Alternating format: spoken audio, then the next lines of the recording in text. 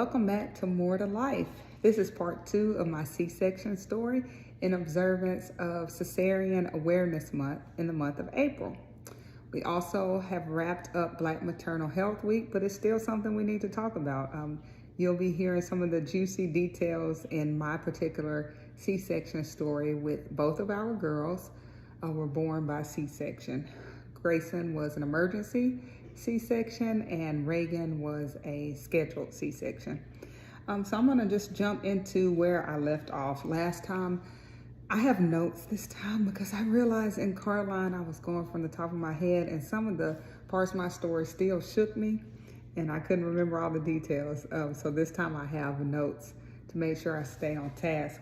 So I wanna start, I just kept calling it this room and that room, but I'm starting at the post-op recovery room, and then when I went to a regular room for recovery. So soon after your child is born via C-section, you still get to do skin-to-skin time as long as there are no reasons for concern for you or the baby. So I did get to still do the skin-to-skin time. That's one of the most sentimental moments about all of this. You get to see that all of this hard work paid off for this, I would say little body, but I have big babies. And you get to feel them for the first time. Skin to skin is awesome. And you still get to do that when you have a C-section. Some symptoms that you may want to be aware about. I don't know if this is necessarily like what happens to some people with anesthesia, or I'm not sure the reason why, but some symptoms that I was warned that I may have and develop was like the shaking and vomiting, nausea. So I'll walk through my particular experience. The operating room is extremely cold. Well, for me, and when I've talked to other people, they say, yeah, it is cold. It was extremely cold, and it wasn't because I was cold necessarily. I just remember like shaking uncontrollably and being like, why am I doing this? Why am I doing this? I didn't know if it was nerves or what, but then when I learned later, I think that's like a side effect of anesthesia. Fact check me on that. I didn't have any vomiting. I felt nauseous during the C-section, but I didn't have any of that afterward. But just be aware of any symptoms and you let your doctor know, let the anesthesiologist know, and they'll take care of you, let you know if it's normal or not. So afterwards, when you are leaving the operating room, so Lamar, I'm trying to think, both times, Grayson was a little different because it was strange. I went, instead of a post-op room, I went back to the room where I was like laboring. I don't know if that was the only room available. Reagan was a little different since she was scheduled. I went back to the recovery area, the post-op recovery area where you're still separated by the curtains. So it might be 4 to 5 women lined up on each side, but you're separated by a curtain. And that's where we got to hold Reagan more. I know with her, we were wanting her temperature to go up. My sweet friend, shout out to Louisa, took care of me and made sure that I had the best of care with the nurses and all. I'm thankful to have friends in healthcare that look out for me. That's awesome. But during that time, we were trying to make sure, I want to say that it was her temperature they were concerned about. Making sure that it got to a normal range. So I got to do a little extra skin to skin. So that was awesome. But just be aware as you are in post-op. They're trying to make sure your vitals are stabilized. That's when the anesthesia starts wearing off. So you're constantly monitored. And like I said, I had a great set. Nurses I will forever be thankful for nurses. And you will hear more about that when I talk about this recovery with Reagan, but we won't jump ahead. So when you leave the post-op room, I want to say I was in there a couple hours. with Reagan. Like I said, I went back to a regular room. I don't know if it's because I already had that room with Grayson and she was an emergency. Not sure. Never asked a question about that. But when you leave the post-op recovery room, you go to a regular room, and you're in bed for like 8 hours or so. Reagan was born in the morning. Grayson was born at night. But either way, I was in the bed and still have a catheter, pretty much just laying there. The same way when I had Carson, how they come in every so often, same thing with C-section. They're gonna come in, they're going to press, they're going to examine your incision. Like I said, shout out to my OB, very clean cut, and did not realize what a bad cut was until I looked it up. So everyone that came in was like, oh, your incision is beautiful, awesome, this looks great. And I'm like, okay, it doesn't feel great, especially as the anesthesia starts to wear off. Because you have this catheter, I always like to, after my tips, the tips that my friends shared with me, I try to share this with everyone. Just be aware of UTI symptoms. Catheter, can't stand it, but it's part of the process. But just be aware of what a UTI is and the symptoms that could come with that, just in case you find yourself having a UTI due to the catheter. So once you are able to walk, get out of bed, as much as it might pain you, some people have very little amounts of pain. My emergency C-section, I would say the pain was worse than with the scheduled C-section. And a lot of that had to do with my body had been through a lot.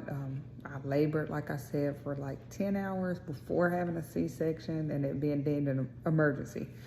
But as soon as you can, get up and walk.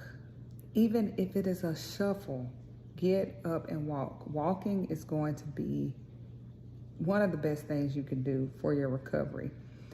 And I could always hear Lamar telling me, stand up straight. Remember, Stephanie said to stand up straight as you're walking, and it'll help with the healing of the incision as well. So try to be as straight up as possible and not just slumped over, because this is the easiest way to be, especially with the pain that you might be experiencing.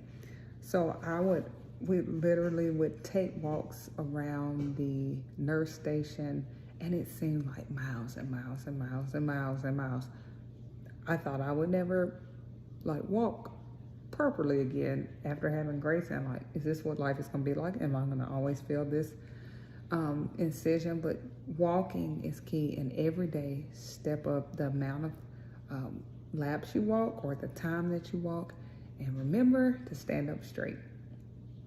Another thing is to drink lots of water. Like with anything, water is the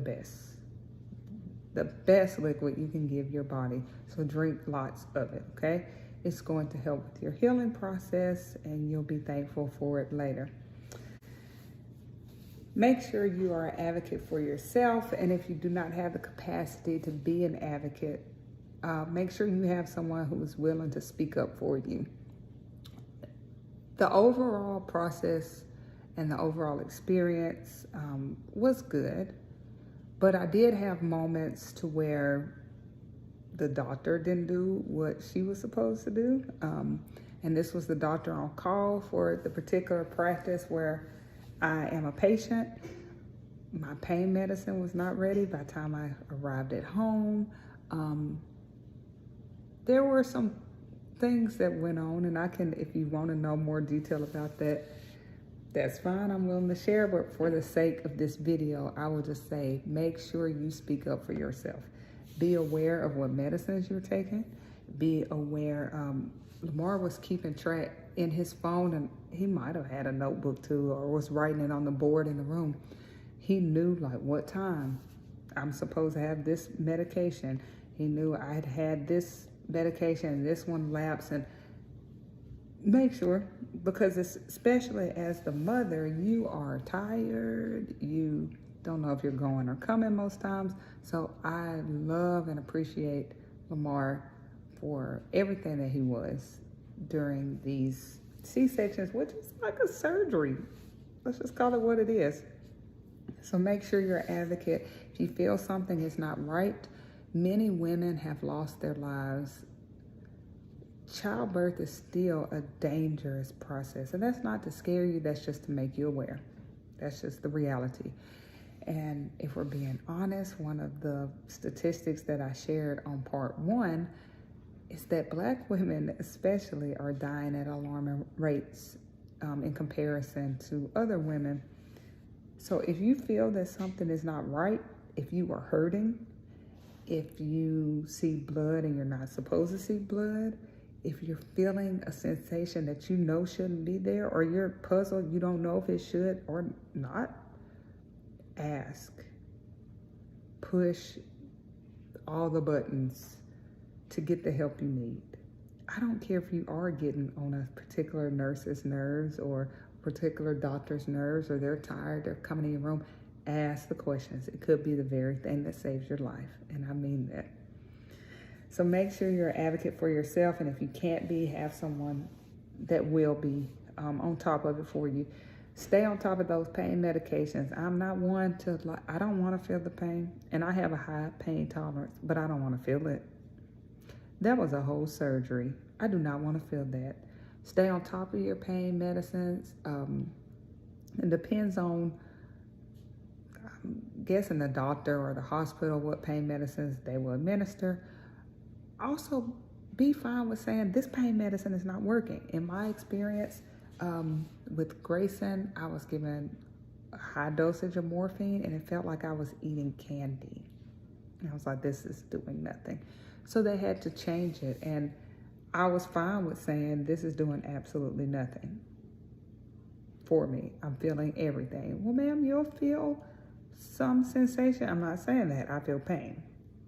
I need this change, okay? So don't be afraid to voice when something is not right. Stay on top of those pain medicines. When it came to visitors, our last was born during the heat of the pandemic, so visitors weren't really a thing. I might have had a couple mass visitors. They were allowing a few. But Grayson, people could come and go as they please. This was 2019. But I would say, have you or Lamar Moore on your team to say, hey, that's enough, she's tired, or we're gonna take the baby to the nursery, whatever. Get your rest. People say that all the time, like, oh, and I'm sure new moms are like, how do you get rest with a newborn? You find it. When they sleep, you sleep. Just like that. So when it came time for visitors with Carson, I was all like, yes, everyone come to the house, come to the hospital, come in the labor room. No, I decided with my other children, I was like, I need to learn to rest. Even when some of the people closest to me were like, you need to rest with Carson. And I was like, I'm fine. No, don't try to entertain. Get your sleep and enjoy your hospital stay, especially if everything's going well. Enjoy yourself. Sleep. Eat. The hospital I was at had the best homemade Rice Krispies, and I loved them and ate them. Lamar ate them too. We ate them all the time. Enjoy yourself.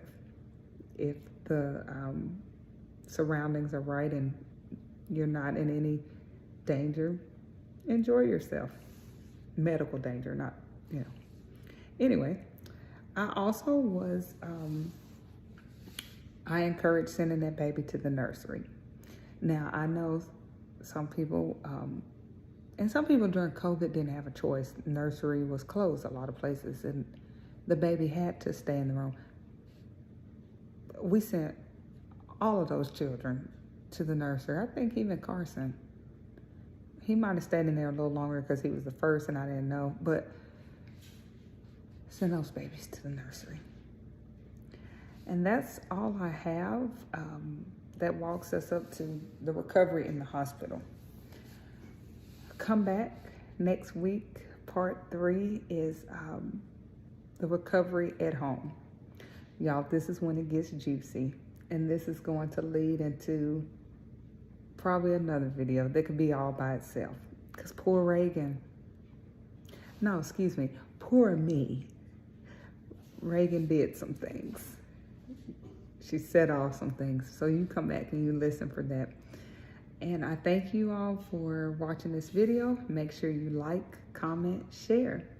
If you want to know more, if it was something I didn't say about my C-section, so far I've talked about the operating room, what you can expect as far as post-op recovery and the recovery in a regular room at the hospital. Make sure you keep tuning in. Bye.